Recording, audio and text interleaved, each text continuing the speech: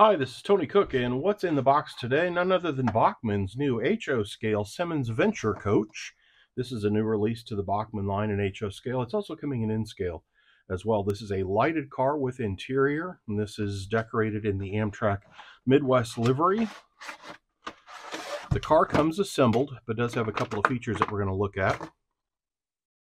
It has Bachmann's EasyMate 2 spring knuckle couplers that are on a pivot like this, so it can do fairly tight turns, metal wheels to pick up for the interior lighting that you'll see in a moment. And then it's got the end marker lights that also show you how those operate. The bottom of the car is marked with the side that has the hatch that you remove.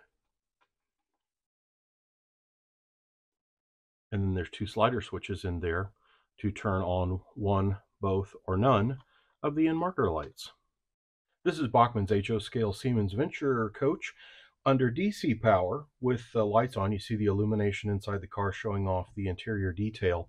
On one end, and it is marked on the bottom as you saw in the pictures, there's a hatch that comes off the top, and there are two slider switches in here that are numbered 1 and 2.